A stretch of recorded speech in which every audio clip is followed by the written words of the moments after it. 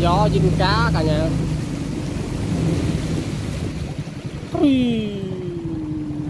Tới rồi cả nhà, tới.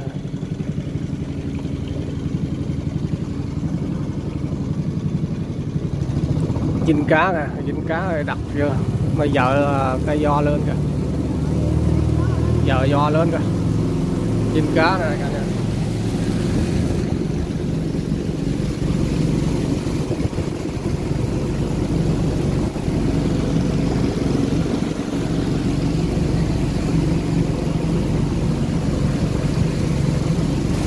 Nghe đặt túi chuột. Nhớ. Ô, vừa nước quá trời, vừa nước rồi. Vừa nước quá trời luôn.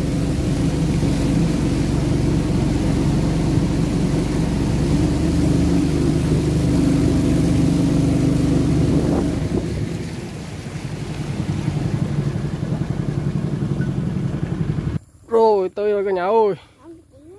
Cá hả? Thế cũng thứ lặt nó đi. Ù nữa. Cá này. Cá nhóc luôn cả nhà ơi.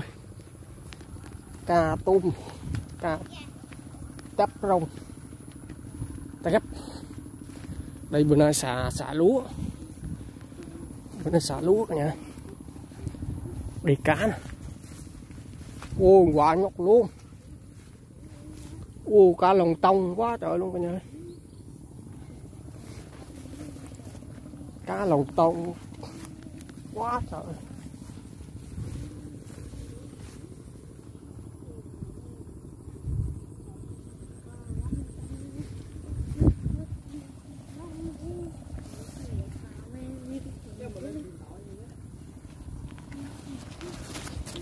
Coi cá lồng tông cả nhà. Canh đây, canh tòn nữa không? Tòn là ní trộm nữa. Tòn ốc u chính ơi ta.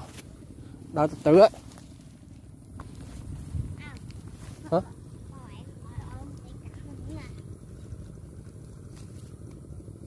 Hột ngõ. Âu vậy nữa còn này. Rồi được may sơi kìa, may sơi chuẩn bị xả lúa rồi nha. Cá trời.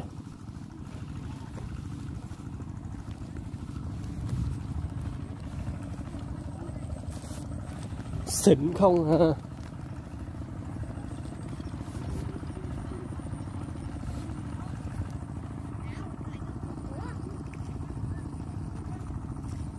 Đi.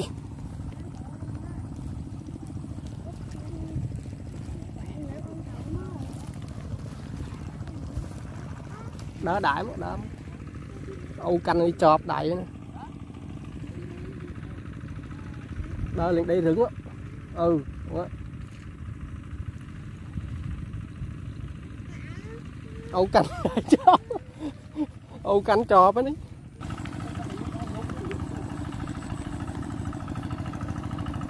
Dính cá tôm tép. Men á. Tục nữa bắt đinh cho nó.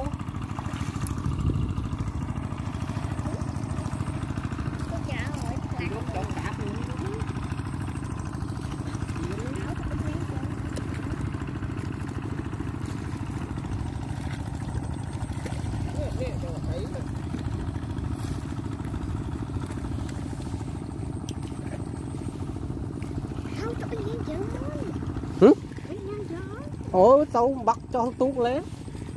Đừng mình tức bắt tốt lặt tiệt ra.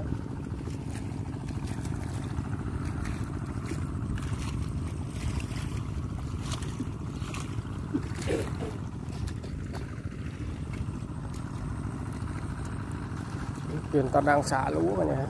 Đó. Xả lúa quá trời.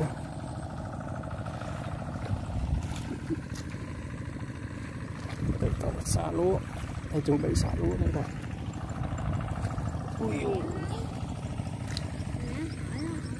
Hử? Dạng ấy.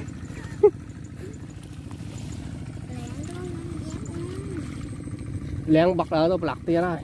Lẹn đây. Nè ủ có bật bên nữa nè.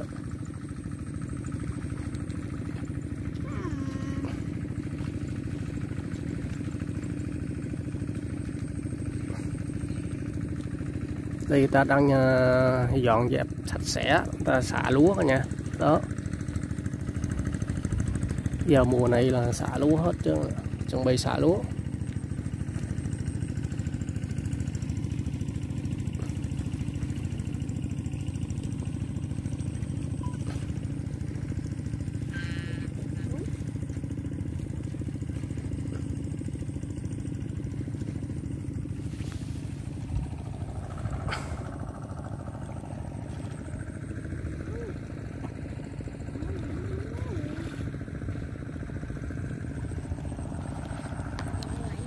Ở dưới mương này cá nhóc.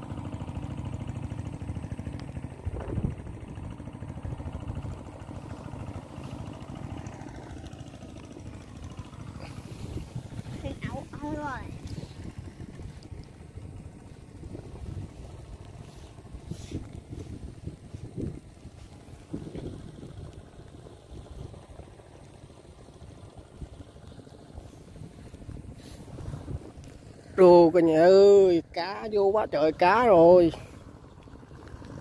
Cá vô bên kia nó chạy xuống, bên kia xuống, từ vô.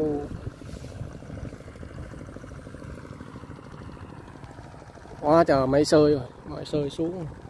Ê cái nhỏ, cá chốt quá trời, cá chốt.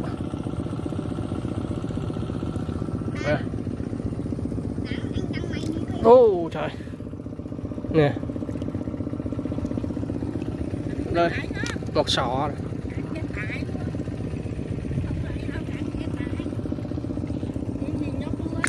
Ôi dùi. Quá trời cá luôn, cá chốt. Nè cả nhà. Thấy không? Ôi. Đây cả nhà.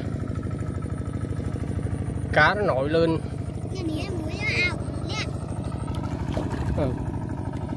Người ta xơi đất nè, nó chảy xuống ở đây nè, nó bị ngọt rồi.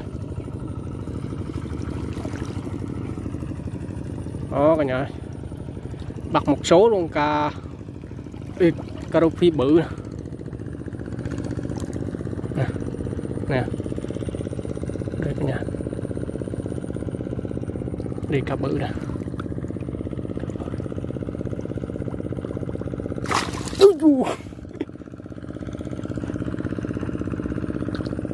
Quá trời bá luôn, quá trời bự luôn nè.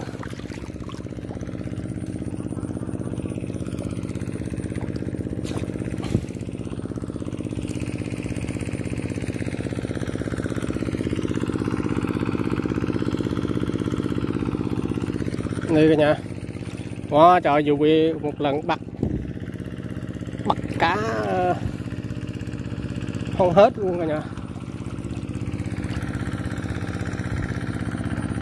Cá nhiều quá không biết bắt con nào nè, xúc một cái là 2 con cá chốt, toàn là cá chốt nhiều. Đó, bà cụ bắt quá trời luôn cả nhà.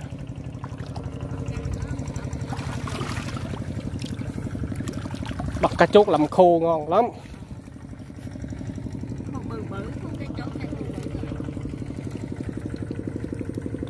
Nè.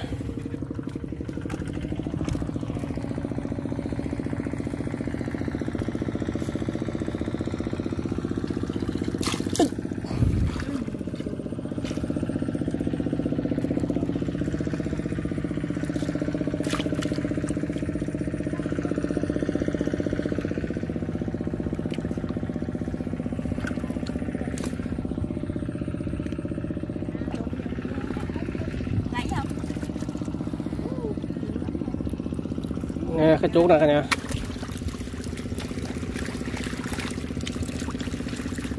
Wow, trời ơi.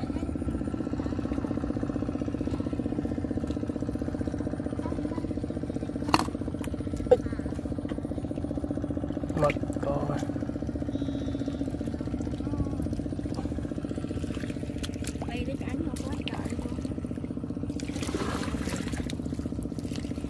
Sụt không có được luôn. Cái gì xúc quá trời ơi.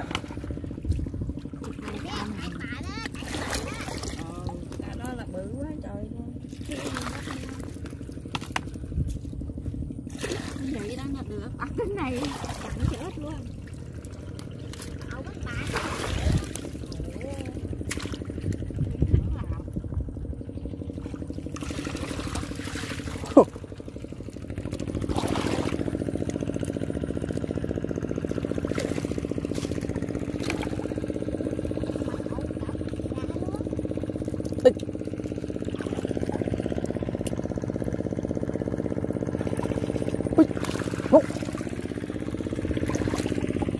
Bá luôn.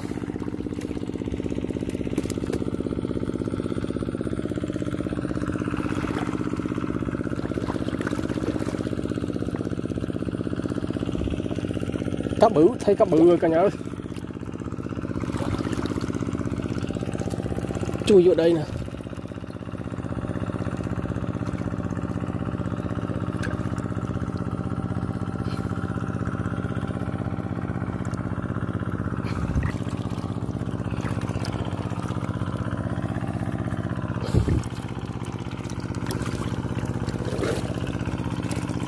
Cá chê, còn cá chê đi luôn.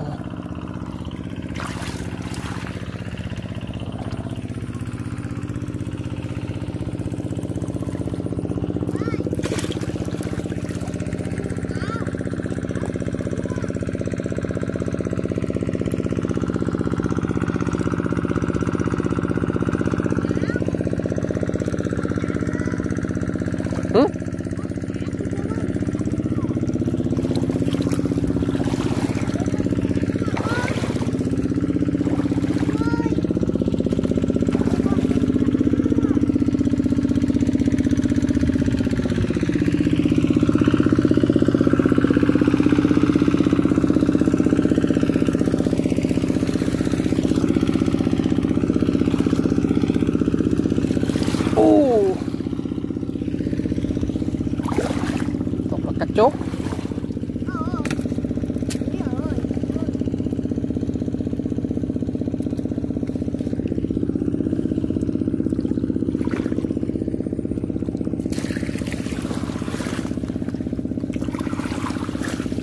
chốt nè, chốt nè, sụt cho đã rồi, sụt đang làm khô ăn. Sụt làm khô ăn ngon lành luôn.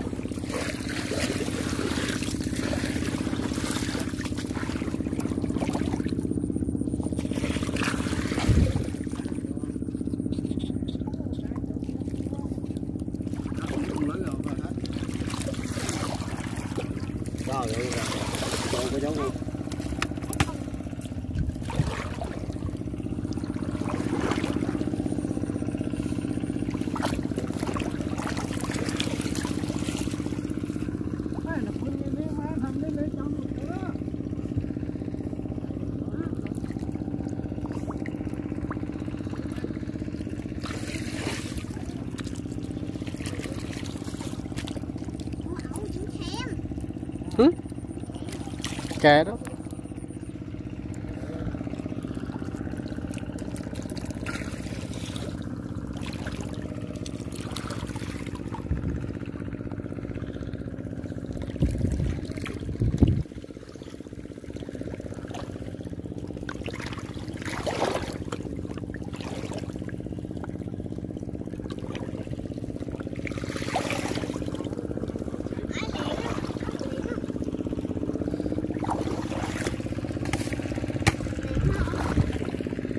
Tục lúa.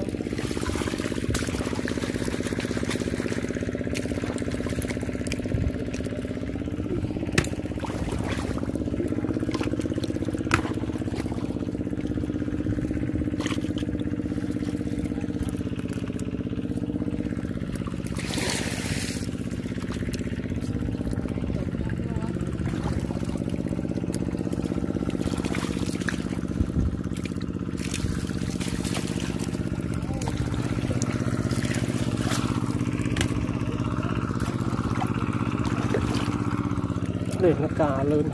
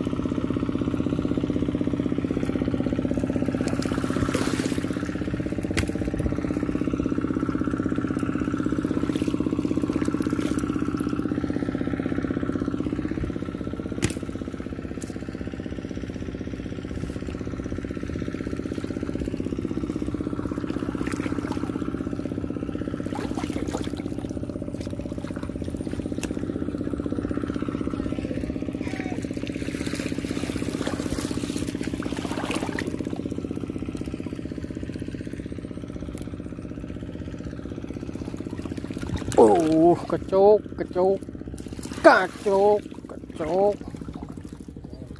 cá chốt, cho mày chốt.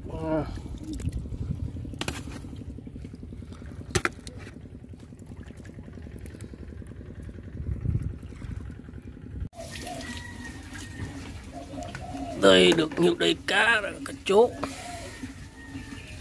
cà rô phi. Hình chó đặt không thấy. Đặt đây giữa mấy đặt mặt đậm. Đây là cá chi. Trình ngẩn quỳnh. Ngẩn. Trình ở lá qua mặt ảo đó cơ.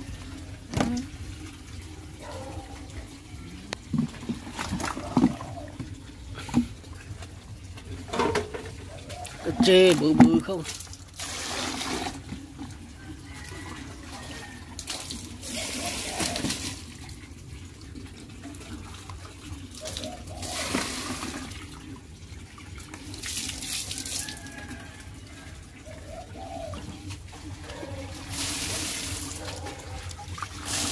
Đây cả nhà, cái lóc bự đó.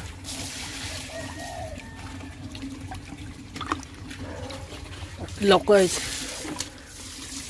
Rồi ma trồng rồi thì tóc.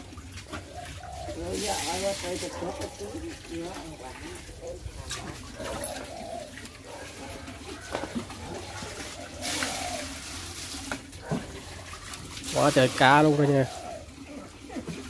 Cà rô phi bự không.